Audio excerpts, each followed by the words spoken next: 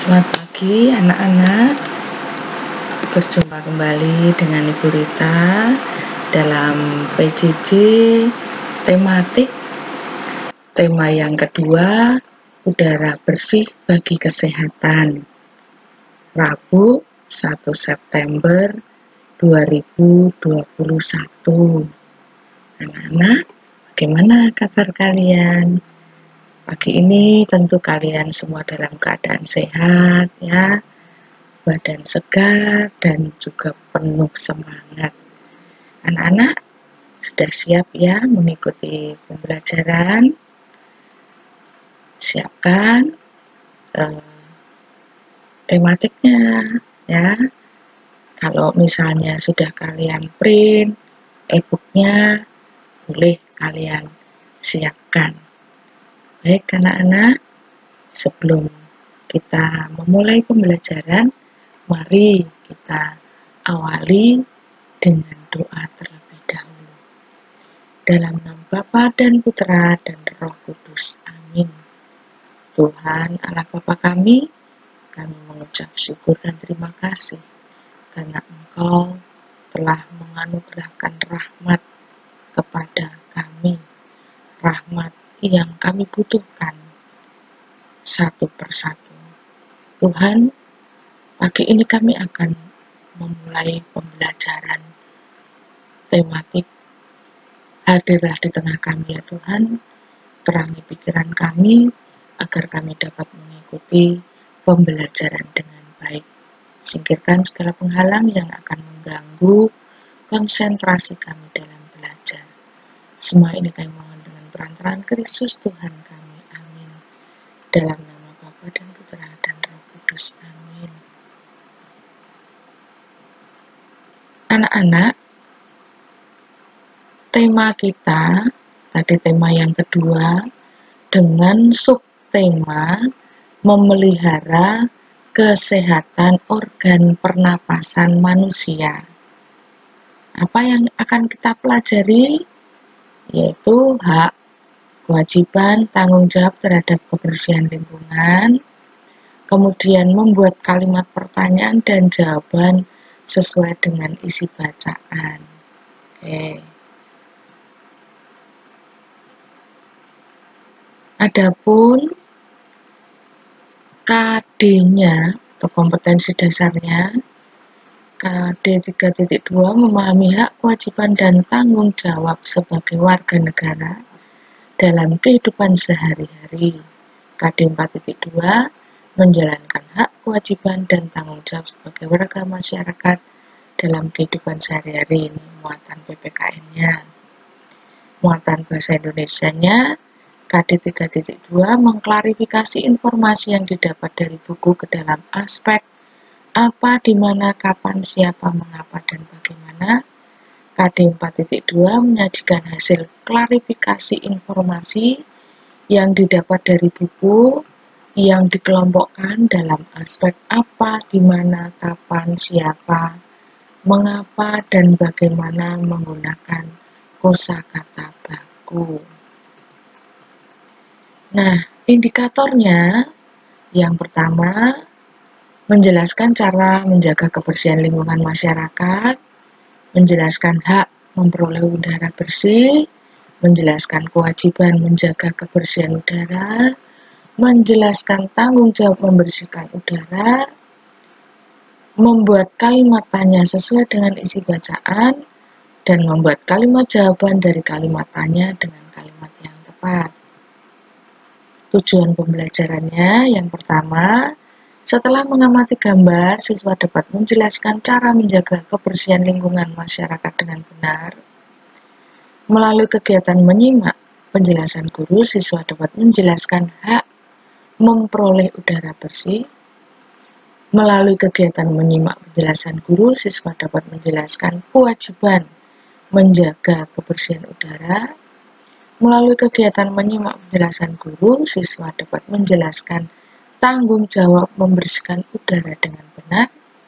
Melalui kegiatan membaca teks bacaan, siswa dapat membuat kalimat tanya sesuai dengan isi bacaan dengan kalimat yang tepat. Yang keenam, siswa dapat membuat kalimat jawaban dari kalimat tanya dengan kalimat yang tepat. Oke, kita akan mulai dengan melihat kedua gambar ini. Nah, perhatikan. Gambar ini pada intinya sama, ya. Ini gambar orang-orang yang memegang alat-alat kebersihan dan melakukan kebersihan. Nah, coba perhatikan pertanyaannya. Pertanyaan ini bukan tugas ya, tapi kita mencoba menjawab pertanyaan ini berdasarkan gambar yang ada. Apakah kegiatan yang dilakukan pada gambar? Semua pasti tahu bahwa kegiatan ini adalah kegiatan ya dapat dikatakan kerja bakti atau gotong royong, membersihkan lingkungan sekitar ya. Kalau sekolah sepertinya bukan ya, tapi ini lingkungan sekitar. Pernahkah kamu mengikuti kegiatan seperti pada gambar? Pernah atau tidak mengikuti kegiatan semacam itu di lingkungan sekitar? Bisa jadi dari kalian ada yang pernah mengikuti, tapi mungkin sebagian besar tidak mengikuti. Karena mungkin tinggalnya di ruko ya, atau di pertokoan, di perumahan yang ya istilahnya kegiatan pada gambar itu tidak dilaksanakan. Nah, kemudian yang ketiga, siapa saja yang mengikuti kegiatan? Nah, ini tentunya anggota masyarakat sekitar. Tujuannya apa melakukan kegiatan? Nah, kalau kebersihan lingkungan itu tentunya bertujuan untuk membersihkan lingkungan dari segala sampah ya, dari kotoran-kotoran, atau mungkin juga dari tanaman-tanaman yang mengganggu, mungkin tumbuh di selokan ya kan. Nah, ini perlu dibersihkan. Jadi tujuannya tentunya melakukan kegiatan itu supaya lingkungan bersih, sehingga kesehatan itu tetap terjaga. Nah, manfaat melakukan kegiatan itu apa? Manfaatnya yang pertama tentu lingkungan bersih, ya. Lalu badan juga akan menjadi sehat kalau lingkungannya bersih. Kemudian juga ada hubungan yang baik ya terhadap tetangga satu dengan yang lainnya atau dengan masyarakat sekitar. Baik, nah anak-anak perhatikan ya. Sebagai warga negara, para pelajar juga punya kewajiban untuk menciptakan kenyamanan dan kebersihan di lingkungannya. Lingkungan masyarakat pun kita harus terlibat dalam kegiatan yang dilaksanakan dalam rangka menciptakan lingkungan yang bersih dan asri. Kelestarian lingkungan di sekitar kita harus dijaga untuk menjaga kelestariannya. Tentu semua warga masyarakat berkewajiban dalam mengusahakan lingkungan yang baik melalui kegiatan yang dilakukan bersama masyarakat, mengupayakan dengan berbagai cara. Baik anak-anak, nah ini ada beberapa cara menjaga kebersihan lingkungan. Tentunya kalian juga sudah tahu ya. Nah, caranya apa? Menjaga kebersihan di lingkungan rumah, ya. Menyapu halaman, ya, mencabuti rumput-rumput, ya, rumput-rumput liar yang mengganggu, sampah-sampah. Ini ada gambarnya ya. Ditaruh di tempatnya, kemudian memilahnya sesuai dengan jenisnya. Kalau perlu juga mendaur ulang sampahnya ya, sekiranya masih bisa dijadikan barang yang bermanfaat, seperti bungkus-bungkus itu bisa ya dibuat kerajinan misalnya. Kemudian melakukan kerja bakti membersihkan lingkungan seperti yang ada dalam gambar tadi, menanam tanaman di lingkungan sekitar. Nah, ini cara-cara menjaga kebersihan dalam lingkungan masyarakat. Tentunya kita semua sudah ikut terlibat di dalamnya. Nah, anak-anak, selain kewajiban, kita sebenarnya juga punya hak, ya. Hak yaitu memperoleh udara bersih. Nah, hak kita menikmati lingkungan sehat, ya. Dengan udara yang bersih, kita punya hak untuk menikmati lingkungan yang sehat, yang terbebas dari pencemaran, memperoleh udara bersih dan sehat, memperoleh lingkungan yang sehat dan nyaman, terbebas dari penyakit. Ini hak kita, ya. Kita punya hak tersebut. Kemudian selain punya hak, kita juga punya kewajiban menjaga kebersihan udara. Kalau tadi berhak mendapatkan udara bersih, kita juga berhak menjaga kebersihan udara. Bagaimana cara menjaga kebersihan udara? Yang pertama, mengurangi penggunaan kendaraan. Nah, kalau sekiranya yang kita tuju itu tidak jauh, nah kita bisa dengan berjalan kaki, ya, atau dengan naik sepeda. Nah, itu kan mengurangi penggunaan kendaraan, karena kendaraan itu kan menghasilkan asap, ya, asap yang tidak baik bagi kesehatan.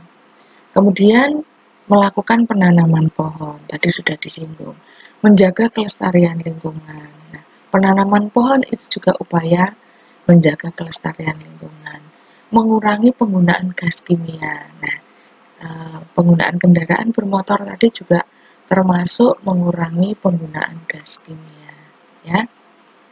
Kemudian tanggung jawab kita juga menjaga kebersihan udara. Misalnya dengan mengurangi asap kendaraan, ya, seperti yang Ibu sampaikan tadi. Kalau tidak terlalu jauh, yang dituju itu bisa dengan bersepeda atau berjalan kaki. Nah, kemudian yang terpenting ini tidak membakar sampah di lingkungan sekitar, karena sampah ini asapnya juga mengandung gas-gas yang mengganggu kesehatan, apalagi kalau sampah yang dibakar itu sampah yang terbuat dari plastik, yang terbuat dari karet. Kalian perhatikan ya, asapnya yang hitam. Nah, itu mengandung zat-zat yang sangat membuat polusi udara, mencemari udara, ya. Ada gas-gas atau zat-zat kimia yang dihasilkan yang itu sangat mengganggu kesehatan. Nah, tanggung jawab kita menjaga kebersihan yaitu dengan berusaha untuk tidak membakar sampah tersebut, ya. Tadi sudah disebutkan memilah sampahnya, kemudian bisa juga dengan misalnya membuat pupuk, ya, mendaur ulang dan sebagainya. Berikutnya adalah kita akan membaca teks bacaan, ya. Nah, dari teks bacaan ini kita akan membuat kalimat tanya dan juga kalimat jawabannya. Anak-anak ini sudah ketiga kalinya Ibu memberikan materi tentang membuat kalimat tanya, ya. Yang pertama itu kata tanya adik Simba, ya. Materinya waktu itu organ pernapasan, ikan kalau nggak salah. Kemudian yang kedua kalimat tanya dengan jawaban yang sudah Ibu sediakan terkait dengan hak, kewajiban, dan tanggung jawab. Nah, sekarang ini kita masih akan kembali mendalami kalimat tanya. Nah, kalimat tanya di sini terkait dengan isi bacaan. Nah, masih ingat ya anak-anak dengan kata tanya adik Simba, ya. A itu apa? D D itu di mana, K itu kapan, C itu siapa, M itu mengapa, B itu bagaimana. Memang tidak semua kata tanya itu bisa digunakan, ya. Kita sesuaikan dengan bacaannya, ya. Ada bacaan yang memang isinya kebanyakan kata tanya apa. Nah, tapi kita akan mencoba semaksimal mungkin penggunaan kata tanya tersebut. Nah, mari kita coba baca, ya, sambil kita mencari kata tanya. Kita awali dengan kata tanya apa dulu.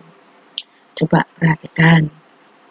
Pencemaran udara adalah kehadiran satu atau lebih substansi fisik, kimia, atau biologi dalam atmosfer dalam jumlah yang dapat membahayakan kesehatan manusia, hewan, dan tumbuhan, mengganggu estetika dan kenyamanan, atau merusak properti. Pencemaran udara dapat ditimbulkan oleh sumber-sumber alami maupun kegiatan manusia. Pencemaran udara dapat disebabkan oleh gas hasil pembakaran pada mesin kendaraan atau industri, kebakaran hutan, asap akibat pembakaran sampah, asap rokok, dan lain-lain. Tingkat pencemaran udara di daerah perkotaan dan industri pada umumnya lebih besar dibandingkan dengan di pedesaan, karena di desa banyak terdapat tumbuhan dan kegiatan manusia yang menghasilkan asap lebih sedikit. Pencemaran udara di dalam ruangan dapat mempengaruhi kesehatan manusia sama buruknya dengan pencemaran udara di ruang terbuka. Udara yang sudah tercemar mengandung gas-gas yang berbahaya bagi organ pernapasan, misalnya karbon monoksida, nitrogen dioksida, sulfur dioksida, ozon, dan lain-lain. Akibat polusi udara bagi kesehatan organ pernapasan manusia antara lain: 1. Infeksi pada saluran pernapasan seperti batuk dan pilek. 2. Menyebabkan kronis jangka panjang pada organ pernapasan yang menyebabkan sesak napas. 3. Menyebabkan paru-paru basah atau pneumonia akibat virus, jamur, dan bakteri. 4. Menyebabkan serangan jantung. 5. Menyebabkan kanker paru-paru. Apa yang dapat kamu lakukan untuk menciptakan kesehatan bagi lingkunganmu? Apakah keadaan di lingkunganmu sehat? Untuk itu, diskusikan dengan temanmu bagaimana cara menciptakan lingkungan yang sehat. Nah, untuk ketiga pertanyaan ini tidak perlu kita jawab. Kita akan fokus bagaimana membuat kalimat tanya. Pertama adalah kalimat tanya apa. Nah, kalau apa, ini sebenarnya bukan pengertian ya, ini karena sepanjang ini. Nah, dari sini sudah bisa dilihat, pencemaran udara dapat ditimbulkan oleh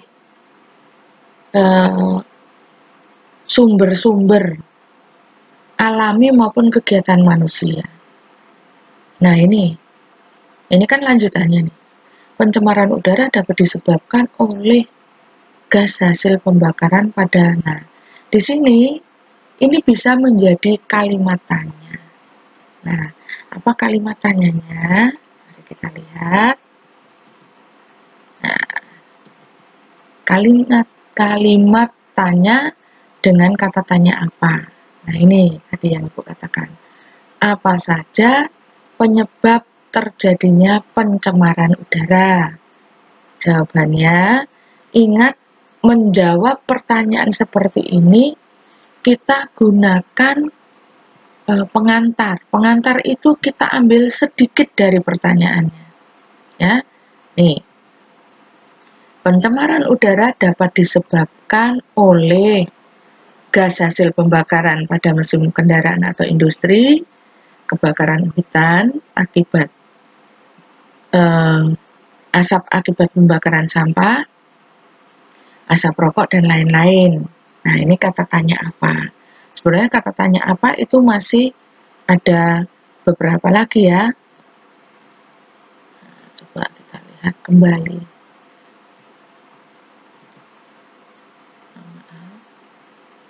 Nah, ini tadi ya, di sini. Nih. Nah, kemudian dari sini bisa juga, ya kan? Udara yang sudah tercemar mengandung gas-gas yang berbahaya bagi organ pernapasan misalnya. Nah, ya, gas apa saja yang terkandung di dalam udara yang tercemar, ya. Tuh, kemudian ini di sini juga bisa. Apa akibat polusi udara bagi kesehatan organ pernapasan manusia? Jawabannya sepanjang ini, ya. Jadi untuk kata tanya itu memang dalam suatu teks bacaan itu bisa lebih dari satu. Nah, sekarang kata tanya di, ya, di. Nah, perhatikan di sini. Nah, ini di sini ada nih di, ya, tingkat pencemaran udara di daerah perkotaan dan industri pada umumnya lebih besar dibandingkan di pedesaan. Nah, ini bisa menjadi bahan pertanyaan. Nah, mari kita lihat. Nah, kata tanya di mana? Pertanyaannya, di mana terjadi tingkat pencemaran udara yang lebih besar? Nah, jawabannya tingkat pencemaran udara yang lebih besar terjadi di daerah perkotaan dan industri. Oke. Sekarang sudah apa, di mana, ya, adik, kapan, ada nggak kapan? Nah, karena ini bacaan kita ini tidak ada menanyakan waktu, maka di sini sudah ditentukan kata tanyanya apa, di mana, siapa, mengapa, dan bagaimana. Oke, kita lewatkan kata tanya kapan. Sekarang kata tanya siapa. Nah, siapa itu menunjukkan orang atau pelaku atau tokohnya, ya. Mari kita lihat. Nah, di sini pertanyaannya, siapa saja yang terganggu kesehatannya akibat timbulnya pencemaran udara? Ada kan di bacaan tadi? Nah, timbulnya pencemaran udara dapat membahayakan kesehatan manusia, hewan, dan tumbuhan. Kan ini ditanyakan, siapa saja yang terganggu kesehatannya? Nah, yang terganggu adalah manusia, hewan, dan tumbuhan. Lalu setelah mengapa, setelah siapa itu mengapa. Nah, perhatikan kata tanya mengapa. Nah, di sini menanyakan sebab atau alasan, ya. Mengapa tingkat pencemaran udara di daerah perkotaan dan industri pada umumnya lebih besar dibandingkan dengan di pedesaan? Nah, maka kita harus ambil dari sini, ya, pengantarnya. Pencemaran udara di daerah perkotaan dan industri pada umumnya lebih besar dibandingkan dengan di pedesaan karena di desa banyak terdapat tumbuhan dan kegiatan manusia yang menghasilkan asap lebih sedikit. Ini alasannya. Ini maaf ya nak, hanya kok banyak sekali. Baik, setelah mengapa kita akan lanjut dengan kata tanya bagaimana. Nah, kata tanya bagaimana ini kita kembali ke awal tadi, ya. Bagaimana terjadinya pencemaran udara di atmosfer? Nah, Jawabannya kita ambil sedikit dari sini. Pencemaran udara di atmosfer terjadi karena kehadiran satu atau lebih substansi fisik, kimia, atau biologi di atmosfer. Ini ya anak-anak, kita sudah membahas kembali bagaimana membuat kalimat tanya, ya, dan bagaimana membuat kalimat jawaban yang baik. Kalimat jawaban yang baik jangan langsung menuju pada jawaban, tapi diberi sedikit pengantar. Baik anak-anak, karena kita sudah mempelajari tentang kalimat tanya, kembali Ibu akan memberikan tugas, ya. Ini bacaannya. Nanti Ibu akan kirimkan PPT-nya supaya lebih jelas, karena kalau dengan video ini biasanya terpotong wajah Ibu di sini ya. Jadi nanti Ibu akan kirimkan PPT-nya supaya kalian bisa lihat bacaannya dengan jelas. Nah, ini tugasnya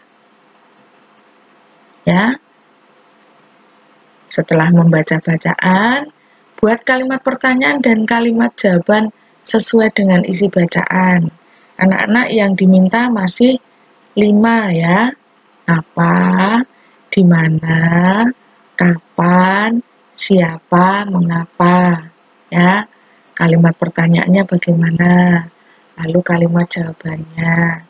Tolong betul-betul sesuai dengan permintaan ya.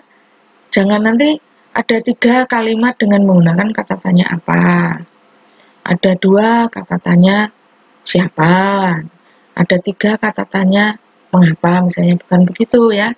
Masing-masing 1, apa, di mana, kapan, siapa, dan mengapa, berdasarkan bacaan.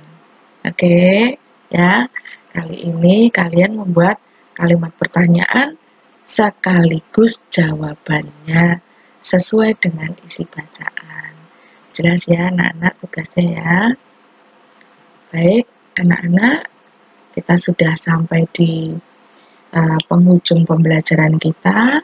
Apa yang dapat kita simpulkan ya, sebagai warga negara kita mempunyai kewajiban untuk menciptakan kenyamanan dan kebersihan di lingkungan tempat tinggal.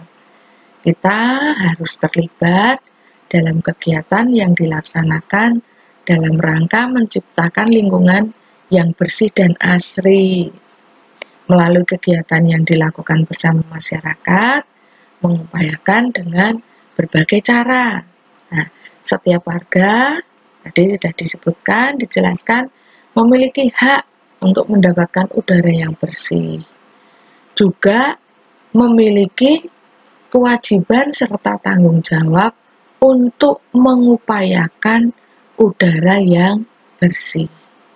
Lalu kita juga mempelajari bagaimana membuat kalimat tanya ya, disesuaikan dengan isi bacaannya sekaligus membuat kalimat jawabannya. Ya, demikian anak-anak ya pembelajaran kita. Terima kasih anak-anak sudah setia untuk mengikuti PJJ pagi ini. Semoga apa yang telah Ibu jelaskan kalian pahami, tugas dikerjakan dengan sungguh-sungguh. Tugas-tugas yang belum dikirim, mohon dengan sangat anak-anak untuk belajar ya, sedikit demi sedikit tertib dalam melaksanakan tugas ya. Dalam PKT juga anak-anak diajak untuk berperilaku disiplin. Salah satunya tentu disiplin dalam mengirimkan tugas. Kalau memang belum selesai, Ibu harap anak-anak mencoba berusaha lebih sungguh untuk menyelesaikan. Jangan ditumpuk supaya tidak memberatkan diri kalian sendiri. Baik anak-anak, kita akhiri dengan berdoa. Dalam nama Bapa dan Putra dan Roh Kudus. Amin. Tuhan Allah Bapa kami, kembali kami mengucap syukur dan terima kasih kami boleh belajar bersama dengan guru dan teman-teman kami secara virtual. Tuhan, semoga apa yang telah kami pelajari memperkaya pemahaman kami, sehingga kami dari hari ke hari semakin paham dengan apa yang diajarkan oleh guru kami. Semua ini kami mohon dengan perantaraan Kristus Tuhan kami. Amin. Santo Carolus Borromeus, doakanlah kami. Bunda Elizabeth, doakanlah kami. Bunda Maria Bintang Samudra, doakanlah kami. Amin.